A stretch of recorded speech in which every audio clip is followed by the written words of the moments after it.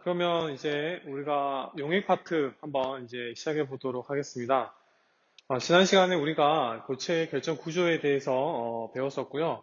그 결정 구조에는 크게 세 가지가 있었습니다. 단순 입방 구조, 그다음에 채심 입방 구조, 그다음 면심 입방 구조. 그다음에 이런 것들을 우리가 언급을 하면서 중요한 것이 뭐가 있었냐면 그 그림을 보고 모형을 보고 어떤 입방 구조인지 구별하는 것, 또 그 해당되는 입방 구조가 나왔을 때 뭐 배수라든가 단위세포당 입자수가 몇 개가 되는지를 우리가 구할 수 있어야 한다라고 했었습니다. 자, 그렇게 해서 우리가 이제 고체 파트가 이제 마무리가 됐고요. 이제 1단원에서 이제 두 번째 파트죠. 크게 두 가지로, 1단원이 크게 두 가지로 나누어져 있는데, 첫 번째가 물질의 세 가지 상태, 기체, 액체, 고체에 대해서 배웠고, 이제 또 나머지 한 부분이 이제 용액인데, 첫 부분이 용액의 농도를 구하는 방법, 그 다음에 그 농도를 환산하는 방법에 대해서 우리가 배울 거고, 두 번째로 그 묽은 용액이 어떤 성질을 가지고 있는가, 그 묽은 용액의 총괄성에 대해서 우리가 한번 배워보도록 하겠습니다. 우리는 이제 그중 용액 중에서 첫 번째 파트인 용액의 농도를 구하는 시간인데요. 용액의 농도는 우리가 화원에서도 배웠었습니다. 이제 몰 농도를 통해서 농도가 무엇인지, 어떻게 구하는지 배웠고, 이번에는 여기에다가 이제 퍼센트 농도, 그 다음에 ppm, 그 다음에 몰랄 농도, 그 다음에 이제 우리가 배웠던 몰 농도까지 같이 좀 복습한다는 차원에서 같이 한번 배워보도록 하겠습니다. 자, 보면, 자, 먼저 우리가 이제 퍼센트 농도를 배우게 될 텐데요. 자, 퍼센트 농도는 이제 우리가 알다시피 이 퍼센트 단위, 이러한 퍼센트 단위를 사용을 하게 됩니다. 자, 퍼센트 농도는 정의가 어떻게 되느냐?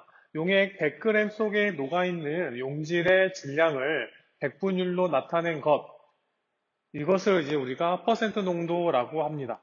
그래서 기준이 뭐냐면 용액입니다. 용액, 용매, 용질에 대한 정의는 선생님 따로 하진 않겠습니다. 그래서 우리가 각각의 이 농도를 구할 때 이게 용액의 단위인지 용매인지 용액인지 용질인지를 좀 구분할 필요가 있겠습니다. 자, 용액 100g 속에 녹아있는 용질의 질량을 둘 다 그램이죠. 둘 다 그램 단위를 써서 100분율로 나타낸 것을 우리가 퍼센트 농도라고 하고 단위는 우리가 알고 있는 이 퍼센트를 사용을 하게 됩니다. 자, 그러면 이 퍼센트 농도를 어떻게 구하느냐? 지금 선생님이 여기 빨간색으로 이제 가져왔는데 좀 글씨가 얇고 좀 그래가지고 좀 잘 안 보이는 것 같습니다. 그래서 한번 써볼게요. 여기다가 위에다가. 그래서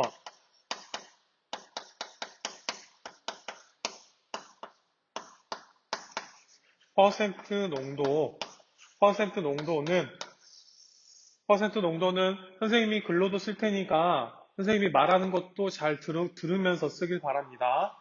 자, 분자가 뭐가 들어가냐면 용액의 질량이 들어갑니다. 용액의 질량.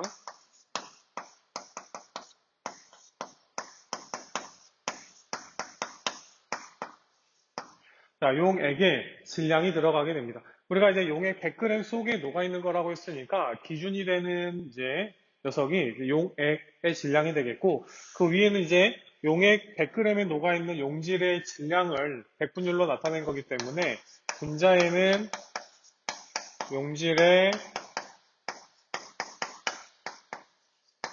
질량이 들어가겠죠, 이렇게. 퍼센트 농도는 용액의 질량분의 용액의 질량분의 용질의 질량 곱하기 100 이렇게 씁니다. 이렇게 쓰고요. 자, 오른쪽에 나와 있는 거는 여기는 용액을 이제 풀어서 쓴 것 뿐입니다. 똑같이 분자는 용질의 질량이 되겠고 여기 분모의 경우에는 용액은 우리가 용매에다가 용질을 이제 녹이게 되면 용액이 되는 거기 때문에 질량은 용매의 질량과 용질의 질량 여기가 용매 플러스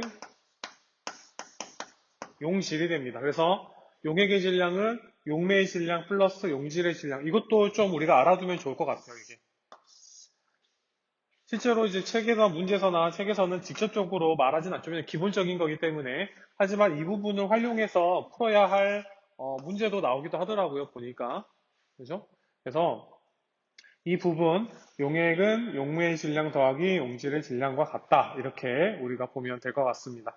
그렇게 해서 이제 우리가 퍼센트 농도 어렵지 않게 구할 수 있습니다. 우리가 흔히 알고 있는 건데 용액의 질량분의 용질의 질량 곱하기 100, 100분율이니까 곱하기 100을 해서 퍼센트 농도를 나타냅니다. 나중에 선생님이 시험 문제를 냈을 때 퍼센트 농도를 구하라 라고 했을 때 뭐 0. 몇 이렇게 쓰지 마시고 0.1이면 뭐 10% 이렇게 써야 되겠죠. 우리가 구하는 식이 이렇게 될 테니까. 자, 그럼 이제 10%의 포도당 수용액은 어떤 의미를 지니고 있느냐 이렇게 보면 되겠습니다. 자, 포도당 수용액 100g 속에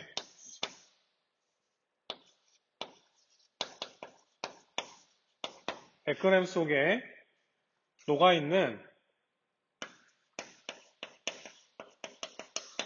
녹아있는 포도당의 질량은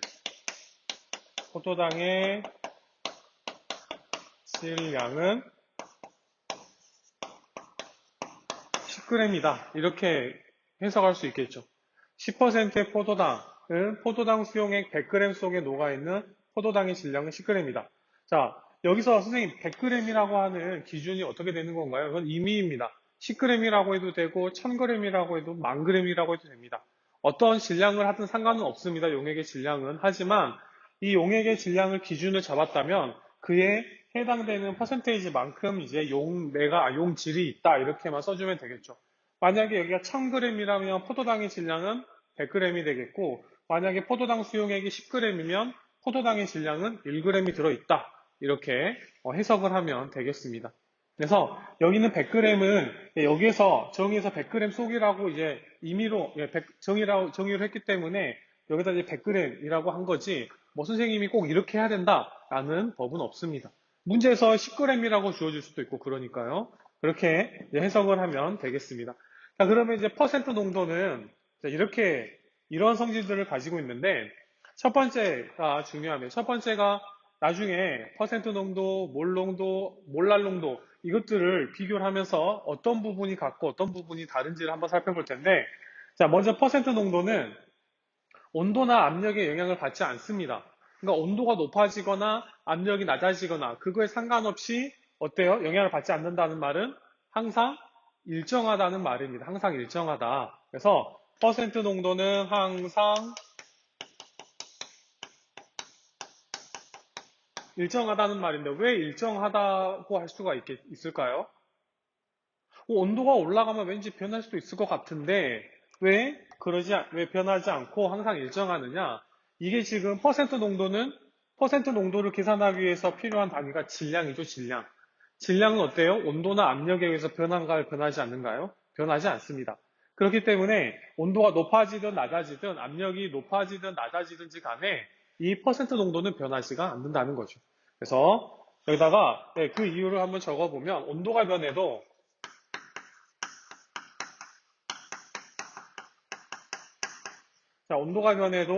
용질이나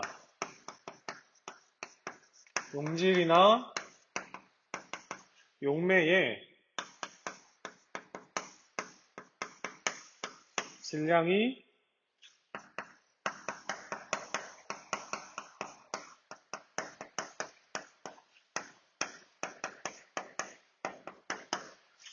변하지 않기 때문입니다. 온도가 높아지든 낮아지든 변하더라도 용질이나 용매 둘 다 그 질량은 전혀 온도와 압력에 영향을 받지 않기 때문에 변하지 않아서 이 퍼센트 농도는 항상 일정하다. 주어져 있으면 일정하다는 겁니다. 당연히 뭐 용매가 더 추가가 되거나 용질이 추가가 되면 당연히 농도는 변하겠지만 이 온도나 압력에 의해서는 이 퍼센트 농도가 변하지 않는다라는 점 기억해 두길 바랍니다. 자, 두 번째, 질량 퍼센트 농도. 자, 여기다가 질량 퍼센트 농도라고 했었는데, 여기 이제 보통 우리가 흔히 알고 있는 퍼센트 농도는 질량이란 말이 생략되어 있습니다. 선생님, 그럼 그 앞에 다른 게 들어갈 수도 있나요? 자, 부피, 퍼센트 농도도 있긴 있습니다. 부피 퍼센트 농도는 여기가 이제 질량 대신에 부피가 들어가는 것 뿐인데, 실제로 우리는 질량을 가지고 많이 계산을 하기 때문에, 이제 퍼센트 농도는 질량 퍼센트 농도, 이렇게 얘기를 많이 합니다. 자, 그래서 질량 퍼센트 농도는 용액의 질량에 대한 용질의 질량비를 나타내는 방법입니다. 그래서 그러니까 어떻게 보면 되냐면, 자, 일반적으로 퍼센트는 전체 양을 100으로 놓고 풉니다. 그죠? 100분율 할 때도 전체를 100으로 놓고 나머지 뭐 성분이 얼마가 되겠느냐를 보는 거죠. 그래서 전체 양을 100으로 가정을 합니다. 가정하고 그 중에서 특정 성분이나 부분이 얼마만큼 차지하고 있는가를 나타내는 게 이제 퍼센트라는 단위가 되겠죠. 그래서 퍼센트 농도도 전체 용매 플러스 용질의 전체 질량에서 용질이 얼마만큼 차지하고 있는가를 나타내고 있는 게 퍼센트 농도다. 이렇게 우리가 알고 있으면 되겠습니다. 자, 그래서 퍼센트 농도 구하는 거 이렇게 볼 수 있겠고요. 다음에 두 번째 이제 ppm입니다. 자, ppm 농도가 있습니다. ppm은 여러분 많이 들어봤죠? 어디서 많이 들어봤나요? 우리가 대기오염 할 때 보면 뭐 오존의 농도라든가 뭐 이산화질소라든가 질소산화물의 농도를 말할 때 만약 ppm 이런 것들을 많이 씁니다. 또는 우리가 어떤 물에 하천에 어떤 독성 물질이 들어있을 때 그 독성 물질의 기준치를 말하거나 아니면 한계치를 말할 때 ppm이라고 하는 단위를 많이 쓰게 되는 걸 볼 수 있습니다. 그러면 그 ppm이라는 게 얼마만큼, 아까 말했던 퍼센트 농도와는 얼마만큼의 차이가 있는가 한번 살펴보면, 자, 용액 ppm 농도는 용액 10의 6승 g 속에 녹아있는 용질의 질량을 100만 분율로 나타낸 겁니다.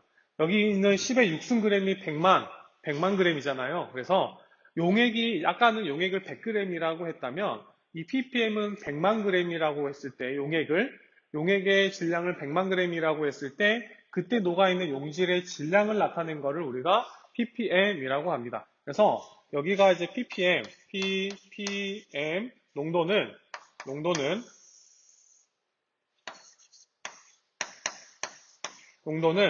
마찬가지로 밑에가 용액의 질량이 됩니다. 용액의 질량 g이고 분자가 용질의 질량 g이 됩니다. 그래서 아까 그 퍼센트 농도와 다른 거는 아까 퍼센트 농도는 100을 곱했다면 이 ppm은 10의 6승 100만을 곱합니다. 100만. 그래서 나온 값을 이제 우리가 ppm이라고 하는 단위로 사용을 하게 되는 거죠. 그러면 밑에 보면 대기 중에 오존의 농도가 1ppm이다 라는 말은 어떻게 해석을 할 수가 있냐면 자, 공기 10의 6승 g 속에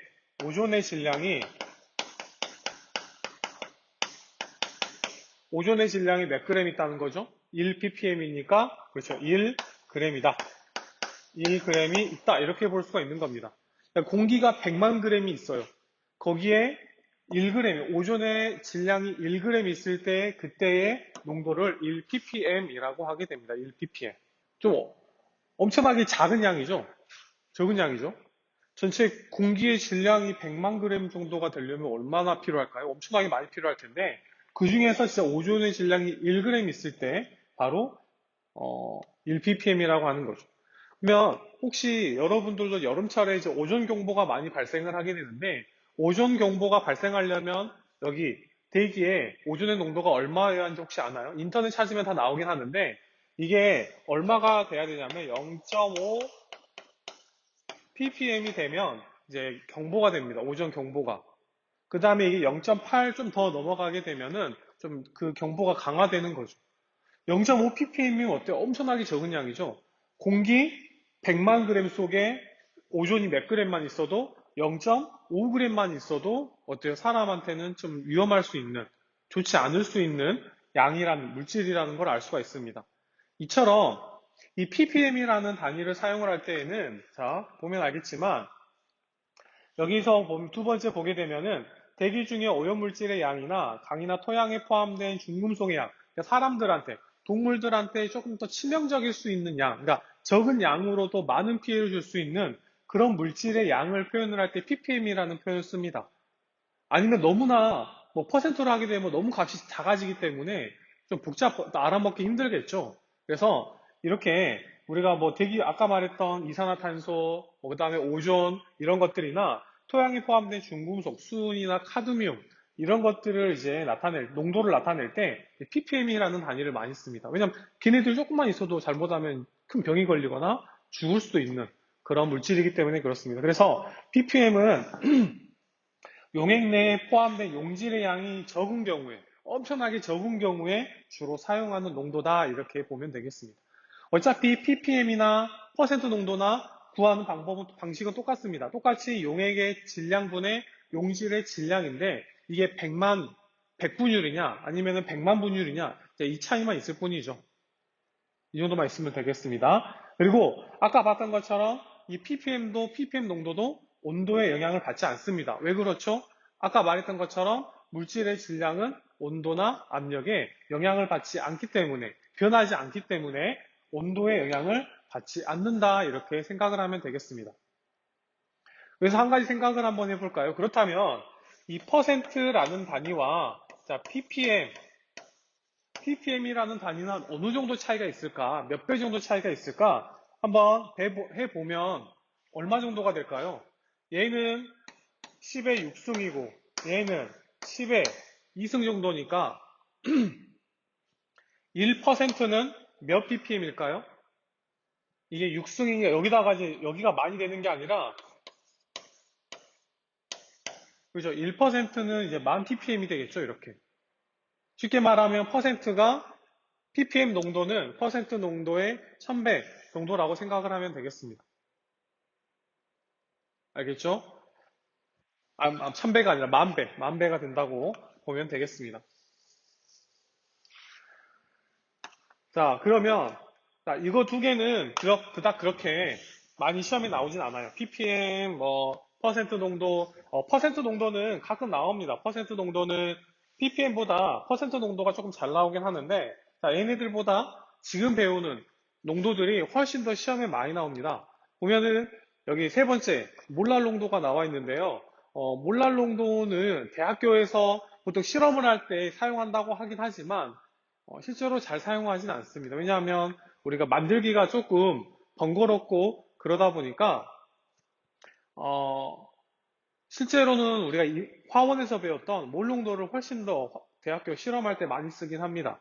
근데 이제 몰농도의 단점이 있어. 나중에 배우겠지만 몰농도의 단점 때문에 생기는 오차를 우리가 뭐 어떻게 보완할 수 없다라고 했을 때는 이제 몰랄 농도를 사용을 하게 됐는데, 자, 그렇다면 몰랄 농도를 우리가 한번 배워볼 텐데, 자, 몰랄 농도는 정의가 어떻게 되냐면 용매 1kg 속에 녹아있는 용질의 양을 나타냅니다.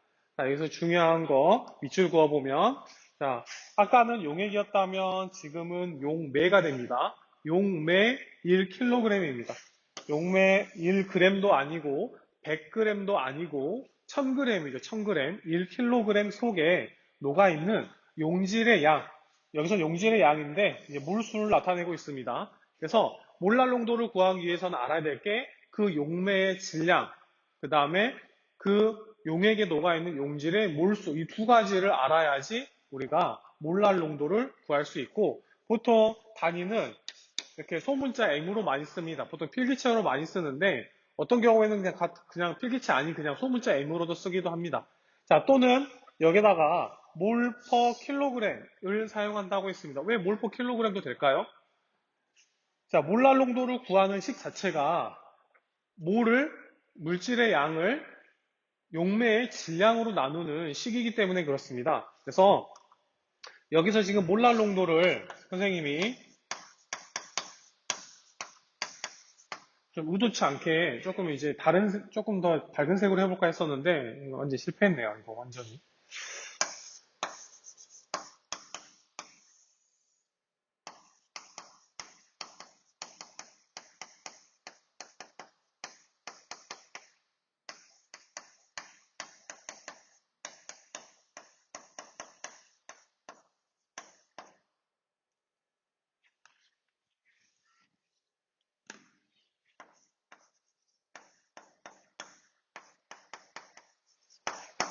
자, 몰랄농도 구하는 식 책에도 나와 있겠지만 몰랄농도 구하는 식은 용매의 질량, 즉 단위는 킬로그램입니다.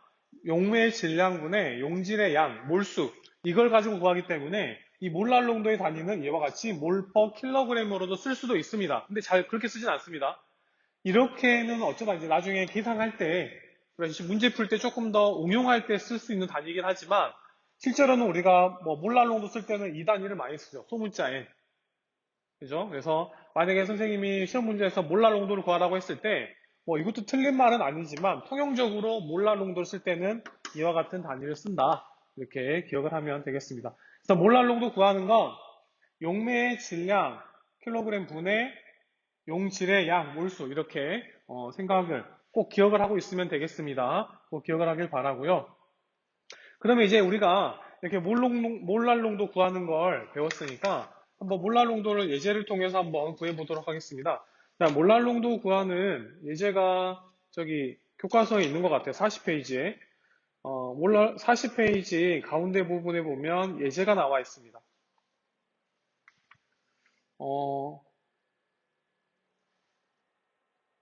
좀 다른 거네요. 자, 예제는 여기 책에 나와 있는 예제는 물 125g에 설탕 17.1g을 녹인 용액의 몰랄 농도를 구해보자.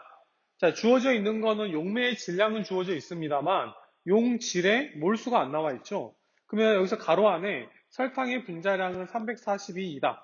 이렇게 나와 있습니다. 만약에 여기서 설탕의 분자량을 모르면 어떻게 하나요? 풀 수가 없겠죠. 설탕의 분자량, 아마 설탕의 분자량을 꼭 제시가 될 겁니다. 이런 경우에. 그래서 교과서 이제 40페이지에 있는 예제의 경우에는 물이 125g이 되겠고, 그 다음에 설탕의 질량이 약 17.1입니다. 그럼 어떻게 하면 되나요? 자, 우선 이 몰랄 농도를 구하는데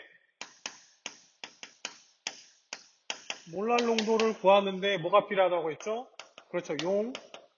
용매의 질량이 필요하고 그 다음에 용질의 몰수가 필요합니다. 자, 용매의 질량은 몇 g인가요? 125g인데 125로 쓰면 틀려버립니다. 왜요? 킬로그램이라고 있기 때문에 여기가 0.125 킬로그램. 자, 용질의 몰수는 이 17.2를 몇으로 나누면 되나요? 설탕의 분자량이 342라고 했으니까 자, 17.1 나누기 342 이렇게 하면 됩니다. 조금 지저분할 것 같죠? 그래서 봤더니 여기에 있는 이 몰수가 0.05몰입니다. 0.05몰. 그러면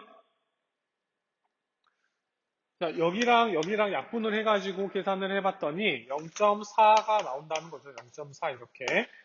그래서 이 교과서 40페이지에 나와 있는 이 설탕, 물의 몰랄 농도는 바로 0.4 몰랄 농도가 되겠습니다. 0.4 몰랄 농도. 그러면 여기 선생님이 예제를 하나 가져와 봤는데 그럼 여기 한번 예제 한번 봐볼까요? 자, 물 100g에 수산화나트륨 112g을 녹인 용액의 몰랄 농도를 구해보자. 단 KOH의 화학식량은 56이다. 자, 이거를 가지고 바로 우리가 생각해 봅시다. 그러니까 이 부분을 좀 우리가 머릿속에 잘 기억을 하고 있어야겠죠. 몰랄 농도는 용매의 질량분의 용질의 몰수이다. 이렇게 해보면 자, 용매의 질량분의 용질의 몰수를 해봅시다. 자, 용매의 질량이 100g이니까 몇으로 적으면 돼요? 0.1로 적으면 돼요. 그 다음에 용질의 몰수는 11.2인데 56으로 나누면 되는 거니까 그 다음에 어떻게 하면 될까요? 자, 여기 위에가 몇이죠? 여기가 이 값이 0.2가 되죠. 0.2 따라서 몰랄 농도는 0.1분의 0.2 해서 이 몰랄 농도가 됩니다. 이 몰랄 농도 어렵지 않죠? 그죠? 나중에 이제 농도의 환산 부분이 나와 있을 때 이런 용매의 질량, 용질의 몰수를 정확하게 알아야 헷갈리지 않고 또 풀어나갈 수가 있게 됩니다. 자, 그 다음에 다시 지울게요, 이거. 몰랄 농도의 특징 또한 있습니다. 이것 또한 전부 다 질량과 몰수로 되어 있는데 그러다 보니까 온도의 영향을 받지 않습니다. 뭐 온도가 올라간다고 해서 질량이 커지거나 또 몰수가 개수가 늘어나거나 줄어들지는 않죠. 그렇기 때문에 온도의 영향을 받지 않습니다. 이것 아까 우리가 배웠던 퍼센트 농도나 ppm 농도랑 똑같은 성질을 지니고 있었습니다. 그 다음에 화학 실험에서 온도 변화에 관계없이 일정한 농도의 용액이 필요할 때 사용한다.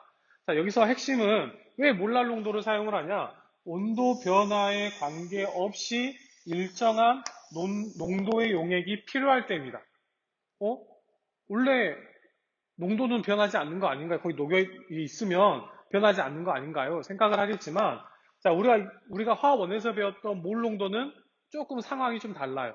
상황이 달라요. 그래서 우리가 옆에다가 한번 따로 선생님이 PPT 자료는 만들지 않았지만 여러분들의 이제 이건 따로 정리 안 해도 돼요. 왜냐하면 화원 시간에 작년에 아마 했을 거니까 아마 정리된 부분이 있을 거라서 따로 여기다가는 하지 않고 선생님이 복습한다는 차원에서 한번 적어 보겠습니다. 그래서 여기다가 이제 몰농도는 이제 단위가 라지 M이 되겠죠. 라지 M. 자, 몰농도의 정의는 어떻게 되나요? 이거와 같게 비슷하게 한번 적어보면, 자, 몰농도는 용매가 아니라 용액이죠. 용액. 자, 용액 1리터 속에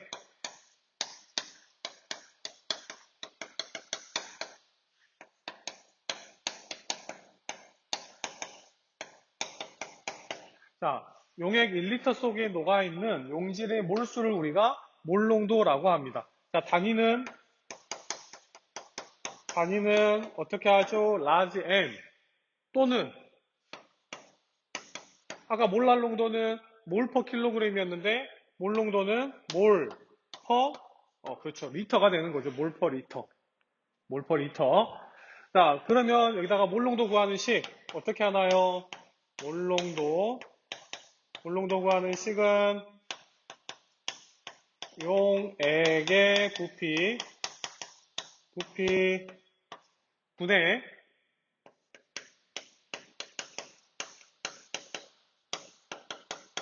용질의 몰수로 구하는 거 다 알고 있죠? 자, 이렇게 우리가 몰 농도를 구하게 됩니다. 자, 그러면 여기서 예제 한번 봐볼까요? 우리가 얼마나 잘 적용하고 기억하고 있는가 보면 NaOH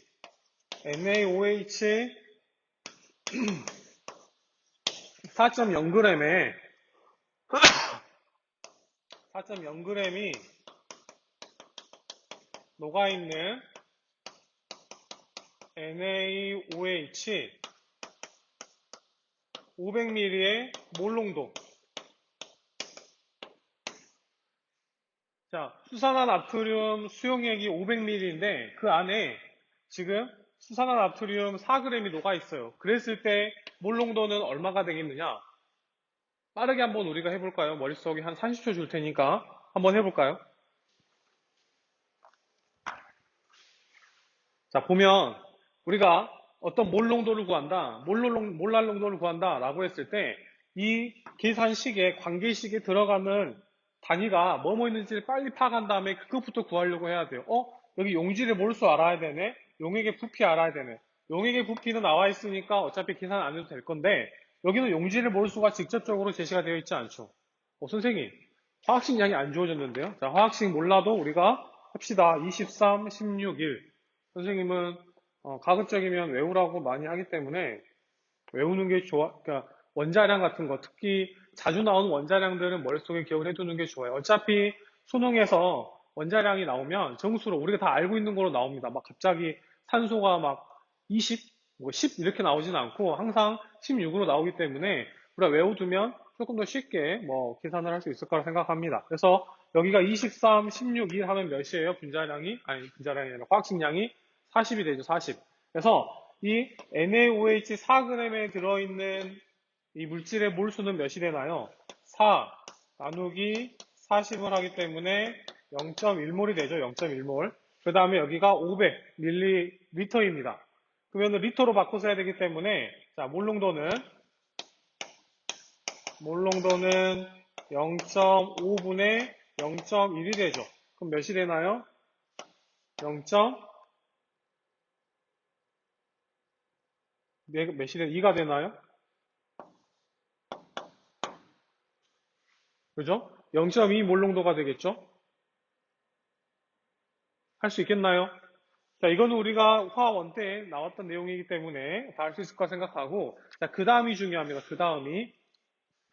자, 아까, 자, 몰랄 농도랑 퍼센트 농도, 그 다음에 ppm 농도는 첫 번째 성질에서 온도에 영향을 받지 않는다라고 했었는데, 이 몰 농도는 영향을 받습니다. 온도에 영향을 받는다.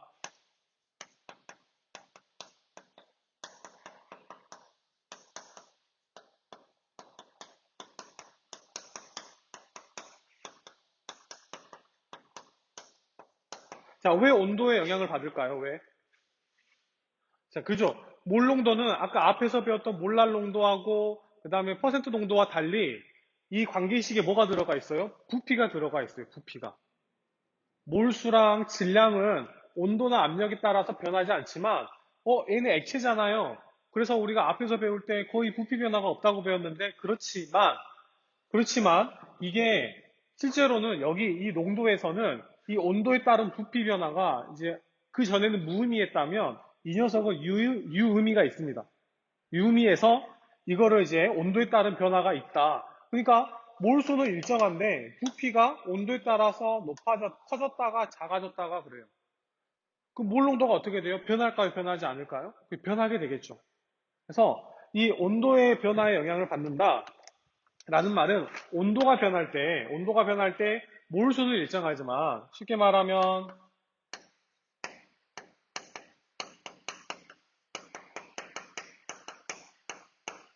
온도가 변할 때 용질의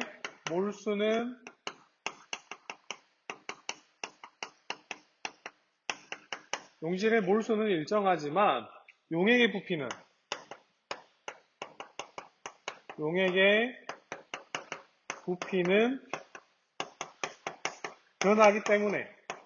변하기 때문에 이 온도의 변화에 영향을 받습니다.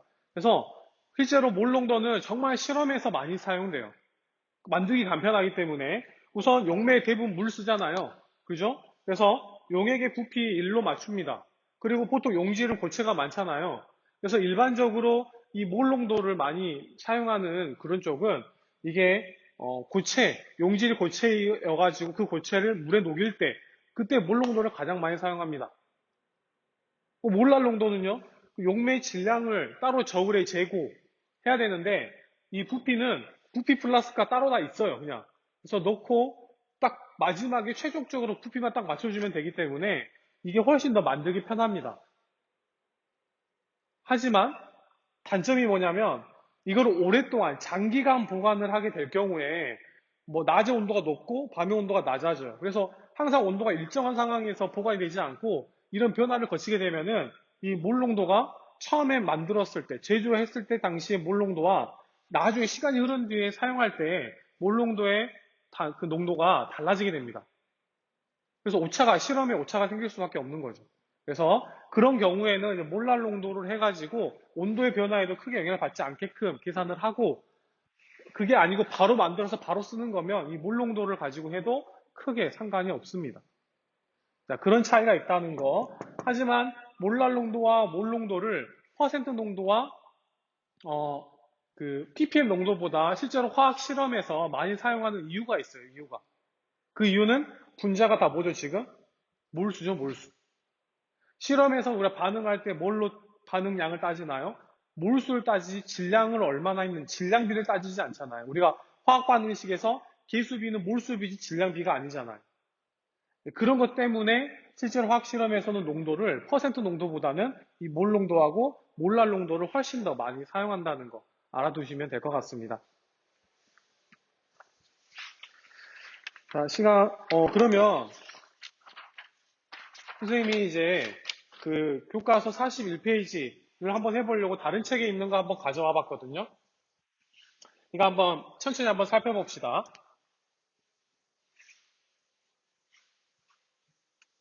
자, 이 밑에 나와 있는 그림은 다른 참고서에 나와 있는 그림이고 이제 과정입니다. 여러 가지 농도의 용액을 만드는 과정을 1, 2, 3, 4 나와 있는데 지금 보면 첫 번째가 1몰 농도의 염화나트륨 수용액을 만드는 과정이 나와 있습니다. 과정이. 자, 그랬을 때 첫 번째 보면 빈 비커를 저울에 올려놓습니다. 보통 이제 전자저울을 사용을 하게 되는데 그림에서 보다시피 전자저울에 0점 조정을 해야 되는데 그냥 아무것도 올려지지 않는 상황에서 0점 조정을 하게 되면 번거로움이 생기죠. 왜냐하면 실제로 우리는 염화 나트륨의 질량만 알고 싶은데 뭐도 같이 측정이 돼요. 비커의 질량도 같이 측정이 되죠. 그렇기 때문에 이 저울에다가 비커를 올려놓은 상태에서 0점 조정을 합니다. 그럼 비커의 무게는 빠지고 0점이 되겠죠. 그 상황에서 염화 나트륨을 부으면 실제 염화 나트륨의 정확한 질량을 우리가 측정할 수 있습니다. 이때 염화 나트륨 58.5g을 집어넣습니다. 집어넣고 그 다음에 1번의 비커에 적당량의 증류수를 넣어서 NaCl을 녹입니다. 그 다음에 1리터 부피 플라스크에 집어넣는데 자, 과정을 잘 보세요. 아까 비커에 염화나트륨 고체 넣었죠. 그 다음에 얘를 지금 이렇게 약간 조금 이렇게 호리병처럼 생긴 게 이제 부피 플라스크인데 얘를 부피 플라스크에 넣지 않고 우선 비커에다가 물을 조금 집어 넣어가지고 녹입니다. 뭐 완전히 녹이면 좋겠지만 우선 어느 정도 녹여요. 그런 다음에 그 다음에 이제 부피 플라스크에 집어넣습니다. 그러면 넣으면 당연히 여기가 이 부피 플라스크의 특징은 뭐냐면 각각의 눈금이 있는 게 아니라 딱 하나의 눈금만 있어요. 이게 만약에 1리터의 부피 플라스크다. 그러면 여기 좁은 데에 딱 선이 하나 있습니다. 그 선이 바로 뭐냐면 거기까지가 딱 1리터. 그러니까 1리터밖에 우리가 알 수가 없는 거죠. 뭐 500이나 300은 측정할 수가 없습니다. 그냥 넣으면은 이게 딱 그 선에 맞는 게 아니라 좀 적당히 절반 정도 찹니다. 그 상황에서 만약에 녹지 않은 게 있다면 이제 거기서 저어가지고 조금씩 물을 부어주면서 녹입니다. 다 녹았어요. 근데 중요한 건 뭐냐면 1리터를 만들어야 돼요, 1리터. 왜? 물 농도가 1리터에 있는 용지를 볼 수 있기 때문에. 그래서 얘를 최종적으로 조금씩 스포이드나 다른 어떤 세척병을 이용을 해서 결국은 1리터를 맞춰줍니다, 선을. 그러면 여기 부피 플라스크에 1리터가 된 상태에서 딱 보면 섞어주게 되면 우리가 원하는 몰 농도의 수용액이 만들어지게 되는 겁니다. 보면 염화나트륨 58.5g은 몇 몰인가요? 1몰이죠. 염화나트륨 화학식량이 58.5니까 그죠? 여기가 23, 35.5니까 58.5가 되잖아요. 그렇게 해서 여기 1몰이니까 그러면 1몰 농도의 염화나트륨 수용액을 만들려면 1리터의 물에 염화나트륨 1몰을 부어야 되는데 그 과정이 이렇게 됩니다. 여기 나와 있는데 1번, 2번, 3번, 4번 생각을 하시면 될 것 같아요. 먼저 이 저울에서 염화나트륨의 질량을 측정을 해서 붓습니다. 그 다음에 거기다가 물을 부어서 어느 정도 염화나트륨을 녹인 다음에 부피 플라스크에 옮깁니다. 옮겨요.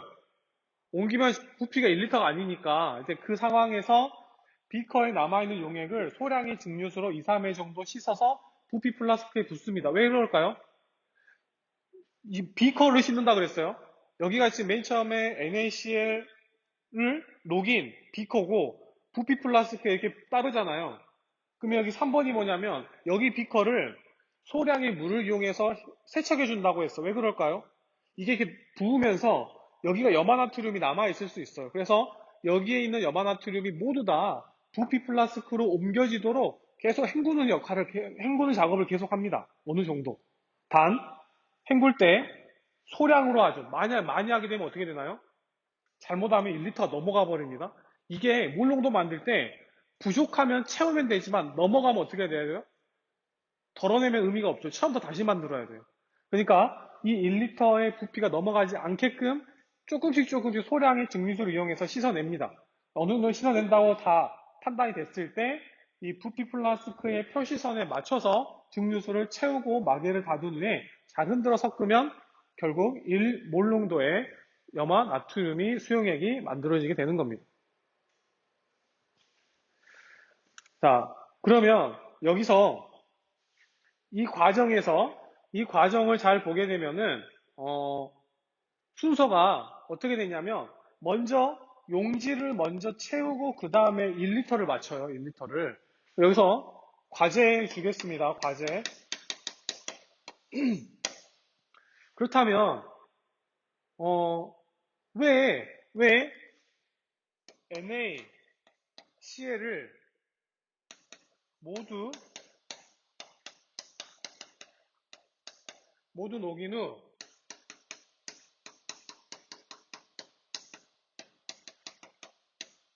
증류수를 넣어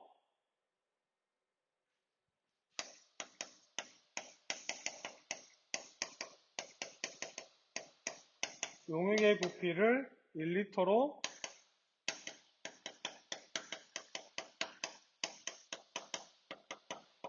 까닭에 대해서 간단하게 적으면 됩니다. 이 부분은 뭐 따로 그림 그리거나 식을 쓰는 게 아니기 때문에 그냥 타자로 쳐서 올려도 상관없습니다. 자, 다시 한번 이게 무슨 의미인가? 자, 잘 보게 되면 우리가 이 일몰농도의 수용액을 만들 때 여러 가지 생각할 수 있잖아요. 어차피 용액이 1리터니까 1리터를 먼저 여기다가 부피 플라스크를 1리터를 만들고 거기다가 뭐 염화나트륨을 집어넣으면 되지 않느냐. 근데 그렇게 하지 않고 여기에다가 실제로는 이 작업, 비커에다 녹이는 작업이 조금 번거로운 사람은 이렇게도 하면 좀 오차가 발생할 수도 있는데 여기에다가 직접 염화나트륨을 집어 넣습니다. 넣어요. 그런 다음에 여기다가 물을 소량 집어 넣습니다. 한 이 정도 차게, 한 절반이 안 되게 차게 넣어요. 그런 다음에 막 흔듭니다. 흔들면 어느 정도 녹겠죠? 그 다음에 바로 이제 여기다가 1리터가 되게끔 딱 물을 더 집어 넣습니다. 네, 그러면은 이제 이 작업이 3번이 빠지죠. 비커에 묻어있는 염화나트륨이 없으니까 이 3번 작업 빠지고 1번, 2번, 4번을 해가지고 바로 만들 수가 있습니다.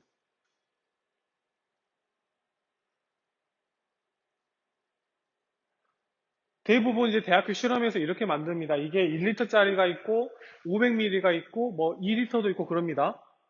그러면 그거에 맞춰서 용질의 양을 계산을 해서 만들면 되겠습니다. 부피 플라스크는 눈곱이 하나밖에 없기 때문에 이 용액의 부피가 일정한 상황에서 용질의 양을 조정을 해서 원하는 몰농도를 만들어내면 우리가 몰농도를 만들 수 있다는 거 보면 되겠고요. 그 다음에 두 번째가 이제 몰랄농도 만드는 거예요. 몰랄농도는 어떻게 하는지 봐보면 자, 빈 비커를 저울 위에 올려놓고 똑같이 0점 조정을 한 후에 염화나트륨 58.5g을 집어넣습니다. 그 다음에 이번에는 아까는 그냥 빈 플라스크에다가 이제 녹인 증류수, 그러니까 녹인 염화나트륨 수용액을 부었다면 이번에는 물의 질량을 또 재야 돼요. 물의 질량. 그래서 빈 부피 플라스크를 저울 위에 올려놓고 0점 조정을 합니다. 0이 되겠죠? 그러면은 그 상황에서 적당량의 증류수를 넣어서 NaCl 녹인 다음에 EFP 플라스크에 붓습니다. 붓는데 붓고 그 다음에 선생님 이러면은 용매 질량을 어떻게 하나요? 자, 다음 봅시다. 자, 똑같이 3회 비커에 남아있는 용액을 소량의 증류로 2, 3회 씻어서 부피 플라스크에 붓습니다. 자, 이때까지 계속 저울 위에 있는 거예요. 저울 위에. 그런 다음에 물을 계속 집어 넣어가지고 부피 플라스크의 질량이 1058.5g이 될 때까지 계속 증류수를 채우면 됩니다. 어차피 이 용액의 질량은 용질의 질량 더하기 용매의 질량이니까 여기에다가 처음에 들어간 용질의 질량을 빼면 용매의 질량이 나오겠죠. 그래서 1058.5g이 되면 바로 뭐가 돼요? 아, 용매 1000g이구나, 1kg이구나 라는 걸 알 수 있습니다. 당연히 이 부분도 조심할 때 이 질량이 넘어가면 처음부터 다시 시작을 해야 됩니다. 그래서 2058이 되면 용매가 1000g, 용질은 1몰 이렇게 해서 1몰랄 농도의 염화나트륨 수용액을 만들 수가 있게 된 겁니다. 알겠나요? 선생님 아니면 여기다가 빈 플라스크에다가 58.5 집어넣고 우리가 여기다가 질량을 따로 측정을 해서 물 1000g 해서 넣으면 되잖아요. 그러니까 방금 말했던 거 여기서 한 방법 말고 이 방법을 한번 생각을 해볼까요? 방법 두 가지. 자, 부피 플라스크에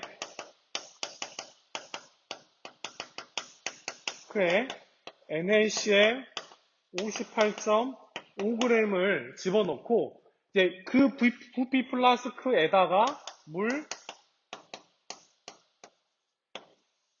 이렇게 집어넣습니다. 그럼 똑같이 물 1000g, 용질의 1몰 있기 때문에 똑같이 이것도 마찬가지로 1몰랄 농도 NaCl 수용액이 만들어지지 않나요? 근데 이렇게도 만들 수 있지만 이렇게 만드는 것보다 이렇게 만드는 게 훨씬 더 이제 더 정확하겠죠, 정확해. 왜냐하면, 자, 이것도 어차피 뭐 비커든지 뭐든지 간에 이제 측정을 할 거 아닙니까? 그래서 물이 1000g이 됐어요. 그러면 따르면 여기는 물이 100%다 이쪽으로 들어가나요? 아닐 수도 있죠. 왜냐면 여기 묻어가지고 우리가 컵 같은 경우도 물 다 마신다고 해서 물이 아예 0이 되는 건 아예 없어지는 건 아니잖아요. 컵에 남아 있잖아요. 근데 그 별로 안 되는 질량이 얼마나 영향을 줄까? 많이 영향을 줍니다. 그래서 실제로는 1000g을 따로 질량을 구해서 집어넣기보다는 이 부피 플라스크에 계속 물을 집어넣어서 여기 나와 있는 것처럼 용질과 용매의 질량을 합한 값을 가지고 계산하는 게 훨씬 더 정확하죠.